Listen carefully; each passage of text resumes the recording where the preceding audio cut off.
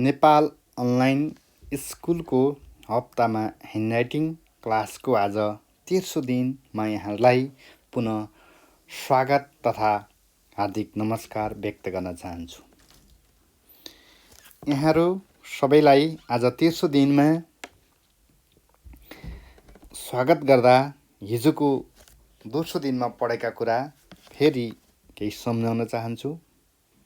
पक्कै यहाँहरूले होमवर्क गर्नुभयो होला, अक्षरलाई हँसाउने र आफू हाँस्ने काम सायद गर्नुभयो होला भन्ने विश्वास छ।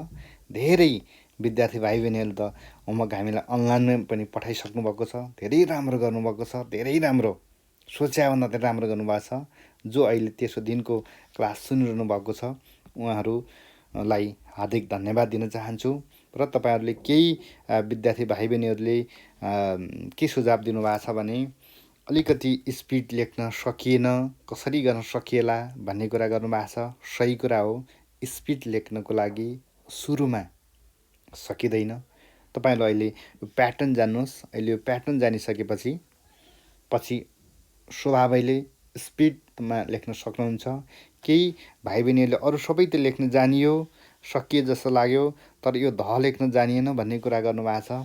यो धको मैले आज अलिकति तपाईँलाई फेरि सिकाउन चाहन्छु। हेर्नुहोस् त, ध लेख्नको लागि पहिला यसरी तान्नुहोस्, यसरी सी जस्तो। फेरि यसलाई पनि यस्तो बनाउनुहोस्, यसरी गरी यो बराबरी हुनु पर्यो। यो बराबरी गर्न सकिएन भन्नुभएको छ। हो, यति जानिसकेपछि यति भएर यसलाई भित्रबाट अलिकति माथि गरिदिनुहोस्, तान्नु। अनि कतिपय भाइ बहिनीहरूले होमवर्क त लेख्नु भएको छ, तर धको डिकामा यसरी तपाईँले तान्नु भएको छ। यसरी त मिस्टेक हुन्छ, यसरी तान्न पाइँदैन है। धको, भको होइन, यसरी झको, यसो अरू पनि छन्। यस्तोमा यो डिका चाहिँ छुन मिल्दैन है। अरू राम्रो गर्नुभएको छ, तपाईँहरूको प्रयास धेरै राम्रो छ, धेरै राम्रो छ, तर यसरी चाहिँ डिका छुन मिल्दैन। आज अब तेस्रो दिनमा अर्को क्लास हाम्रो सुरु हुँदैछ। तेस्रो दिनमा टको प्याटर्न हामी सिक्दैछौँ। टको प्याटर्न हामीले अहिलेसम्म देख्दै आएको र सिक्दै आएको हेर्नुहोस् है त। कसरी लेख्छौँ त पहिला? ट कसरी लेख्छौँ, ठ कसरी लेख्छौँ? यसरी ट लेख्ने, यसरी ठ लेख्ने, यसरी ड लेख्ने, ढ लेख्ने होइन, द यसरी लेख्ने त हामीले लेख्दै आएका छौँ नि होइन र? यो तपाईँले लेख्दै गरेको कतिले यस्तो पनि लेखेको मैले पाएको छु। द, ड, ढ, ट, ठ यसरी पनि लेख्दै आएको पाइन्छ। अब यो अक्षरमा जहिले पनि आकार र स्पेस, यसको साइज जो छ नि, यसको आकार भनेको सबैको बराबरी हुनुपर्छ। बराबरी, यसको पनि फर्मुला छ कि। जसरी हिजो अस्ति हामीले पढ्यौँ नि, यति जानेपछि त म पनि जान्दो रहेछ नि, भ पनि जान्दो रहेछ नि, झ पनि सकिँदो रहेछ नि, जान्नुपर्ने यति रहेछ नि। दोस्रो दिन हामीले के सिक्यौँ? जान्नुपर्ने यति रहेछ नि। यति जानेपछि त क पनि जान्ने रहेछ, ब पनि जान्ने रहेछ, ओ पनि जान्ने रहेछ नि। यो सँगसँगै हामीले यो पनि सिकाएको थियौँ नि, यति र जानेपछि त स पनि जान्दो रहेछ नि।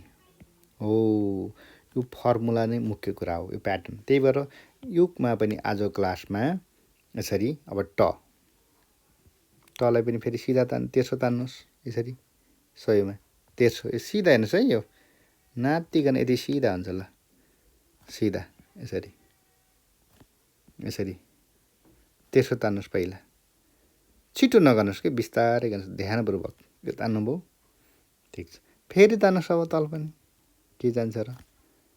फेरि पनि तान्नुहोस्, फेरि पनि तान्नुहोस्। आहा, कति राम्रो हेर्नु त। आज तपाईँ राम्रो हुन्छ। ल ल, हिजो पनि तपाईँहरूको अब हात बसिसक्यो है, धेरै राम्रो भइसक्यो हात। ल, धेरै राम्रो। ल ल भइसक्यो। अब यदि जानुभयो भने अलिक तल तान्नुहोस्, अनि यहाँबाट सिधा तान्नुहोस्, अलिक तल तान्नुहोस्, सिधा तान्नुहोस्। ल ल, तल तानेर तेर्सो, उल्टो तेर्सो, थोरै तानेर तेर तेर। अब फेरि तल लेख्नुहोस्। अब फेरि लेख्नुहोस्, फेरि लेख्नुहोस्, फेरि लेख्नुहोस्, फेरि लेख्नुहोस्। अब यो माथि तान्नु भएको छ नि, यो तान्नु भएको छ नि यसो। अब यसमा के भन्छ हेर्नुहोस् है। अब प्रयास त त्यही हो। यसमा टक्क जोड्नुहोस् त ट, जोड्नु त ठ हो नि। अब यसरी जोड्नुहोस् त द हुन्छ। अब यसरी जोड्नुहोस् त ढ हुन्छ, यसरी जोड्नुहोस् त ड भयो। होइन। अब तल हेर्नुहोस् त फेरि ट ट ठ ढ, अझै ढ मिलेन, ढ, एउटा मिस्टेक भयो होइन। ए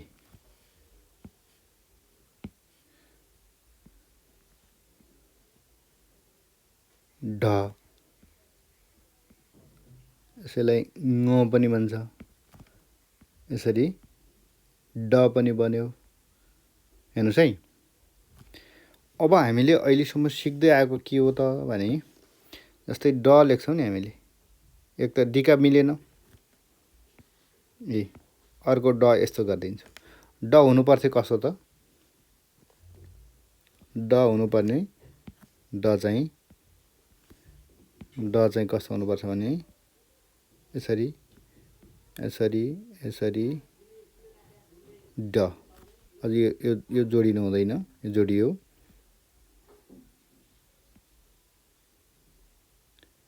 ड ढ।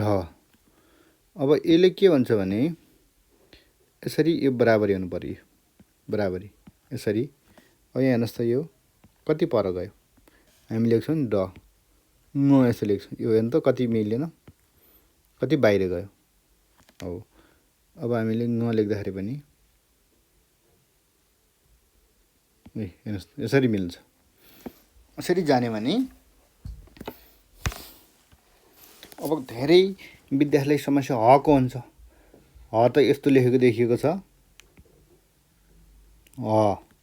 हका प्रकारहरू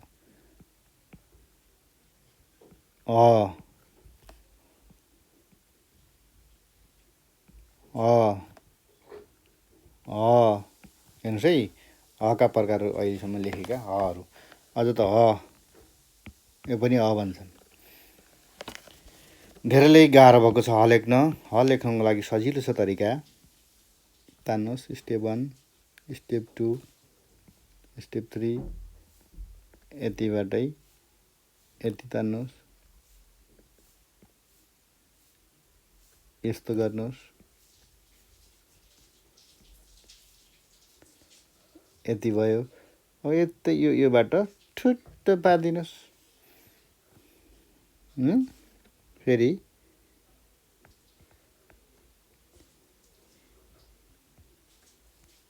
यो चाहिँ यो यस्तो होइन कि, यो बराबर मिल्नु पर्यो। जसरी यो मिलेको छ नि, यो जसरी यो मिलेको छ, जसरी यो मिलेको छ त्यसरी ह मिल्नुपर्छ। कुरो बुझ्नुभयो नि। फेरि तपाईँले लेख्न सिकाउँछु यहाँनिर ह,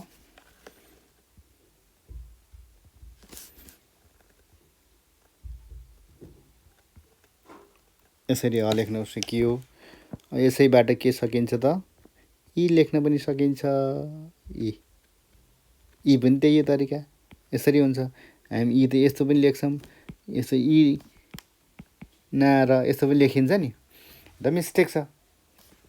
त्यही भएर यी कसरी लेख्ने, बिस्तारै तान्ने, तानेर यी भयो।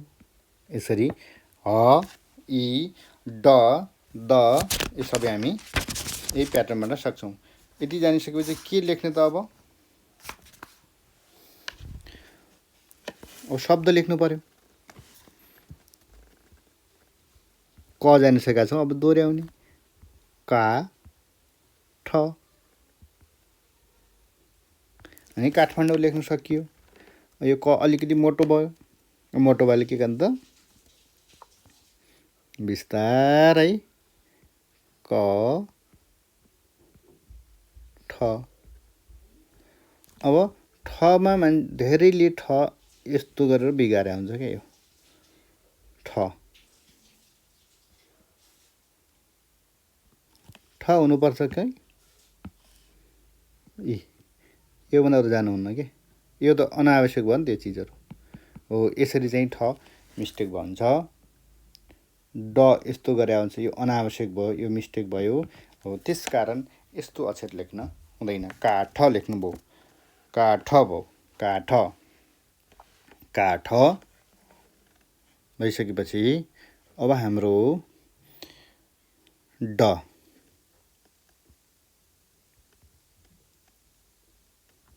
डा म डाम कुनै शब्द लेख्न सकियो। डाम यसरी प्र्याक्टिस गर्न सकियो। यति जान्नुभयो नि। अब यो टको प्याटर्नबाट ट ठ ड ढ द ह इ हामीले यति जान्न सक्छौँ। ड इ ह यति जान्यौँ। यसको फेरि पनि हामी प्र्याक्टिस गर्न सकियो। जस्तै हको प्र्याक्टिस गर्नु पर्ने। अब हको प्र्याक्टिस गर्दाखेरि सिधा तानिम हा वा जानिसकेका छौँ। ओ के भयो हावा होइन हावा। फेरि यहाँ अझै अलिकति मिस्टेक भयो भने नातिनुहोस्, केही समस्या हुँदैन।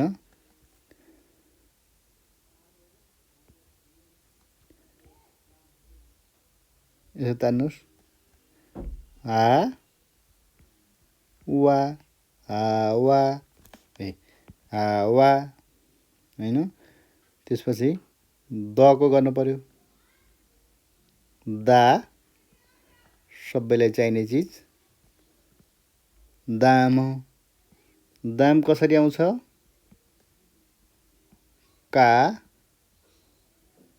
काम गरेपछि दाम आउँछ होइन र। काम र दाम भएपछि न त त्यही हो। न पनि म जस्तै हो। नाम पनि कमाइन्छ होइन। काम दाम नाम तिनवटा भयो नि। अब यसै गरेर आज अर्को प्याटर्न पनि तपाईँलाई म सिकाउँदैछु। पको प्याटर्न। प कसरी लेख्ने त? हामी प यस्तो लेख्छौँ, फ यसरी लेख्छौँ होइन। अब स लेख्न जाने भने यसरी काट्छौँ, अण यस्तो लेखिदिएका छौँ। यो अर्को प्याटर्न मैले सिकाउँदैछु। प फ र अणको प्याटर्न। प यसो जान्ने हो। यसो लेख्नुहोस्, यसरी यसरी यसरी सिधा तान्नुहोस्। यो चाहिँ प्र्याक्टिस गर्नुहोस् ल। यति जान्नुभयो भने ल फेरि अब यो डिकामा प्र्याक्टिस गर्नुहोस्। डिकामा प्र्याक्टिस गर्नुहोस्। डिकामा प्र्याक्टिस गर्नुहोस्। यसरी डिकामा प्र्याक्टिस गर्नुहोस्। डिकामा प्र्याक्टिस गर्नुहोस्। अब हामीले त आकार त सिकिसकेका छौँ। हेर्नुहोस् फेरि प फ स यो बाङ्गो भयो। हेर्नुहोस् यो बाङ्गो हो। फेरि डिका जहिले पनि सिधा। स अण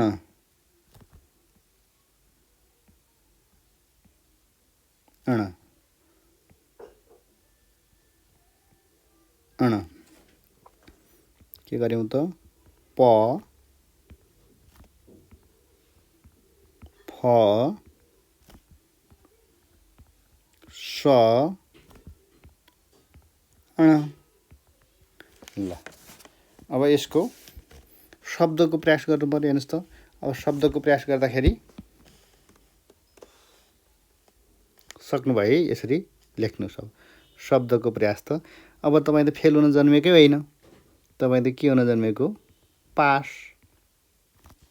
पास। ल पास पास शब्दमा शक्ति हुन्छ है, त्यही भएर सकेसम्म निराश आउने शब्दहरू तपाईँहरूले लेख्नु हुँदैन। पास पास फेरि पास पास पास पास। ल आज क्लास तपाईँलाई के लामो भयो जस्तो लाग्यो हो। अब तपाईँहरूलाई मैले सिधै ह्यान्ड दिन्छु। ह्यान्ड अझ अर्को अर्थमा तपाईँहरूलाई होमवर्क भनौँ है। भोलिको होमवर्क तपाईँहरूले लेख्नुपर्ने के हुन्छ भने यिनी चाहिँ शब्दबाट का ठ।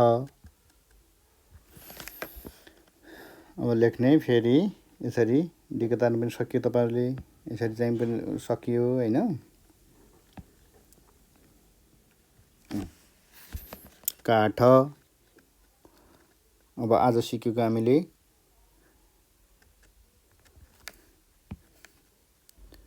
सबैलाई चाहिने चिज के भनेको थियो अघि,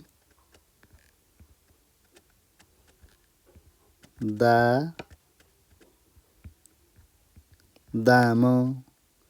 दाम कसरी आउँछ रे?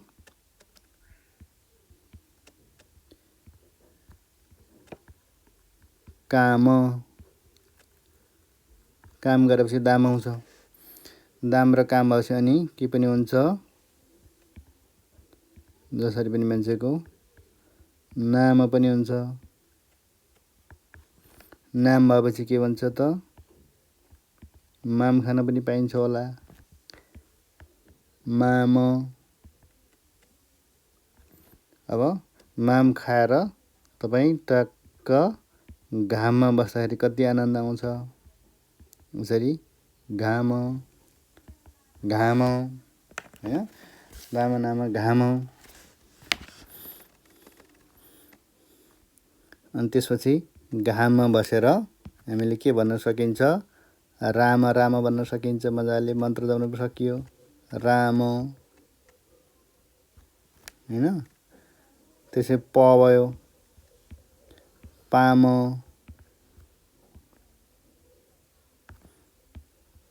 त्यस्तै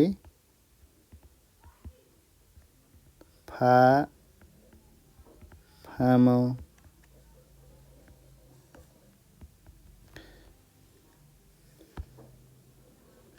अब मामसँग तपाईँको अर्को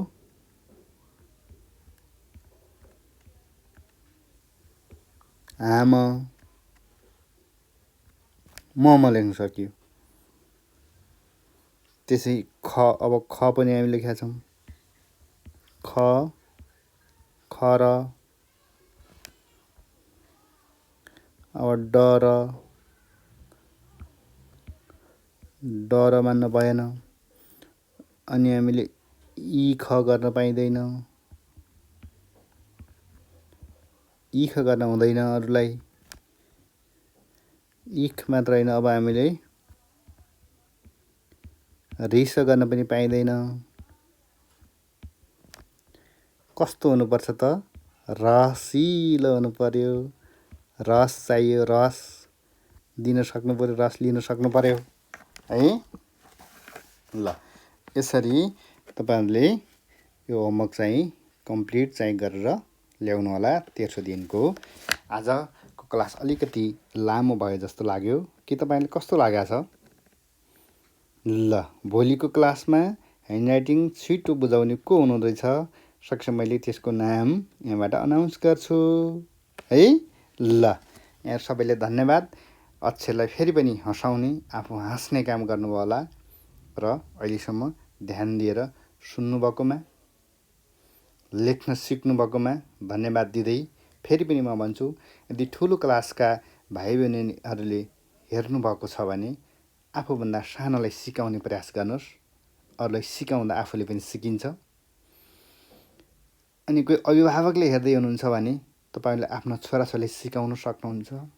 कुनै शिक्षक शिक्षिकाले हेर्दै हुनुहुन्छ भने कृपया यहाँहरूले पनि यो सिप आफ्नो बच्चाहरूलाई सिकाइदिनु होला। यहाँबाट हामीले 1 रुपियाँको अपेक्षा गरेका छैन, यो फ्रीमा हामीले सिकाइरहेका छौँ। यो समयको सदुपयोग र यो ज्ञान सबैलाई बाँड्ने काममा यहाँहरू लाग्नुहुनेछ भन्ने पूर्ण विश्वासका साथ आजको क्लास यहीँ समापन गर्न चाहन्छु। ध्यान दिएर फेरि पनि सुनिदिनु भएकोमा सबैलाई धन्यवाद। नमस्कार।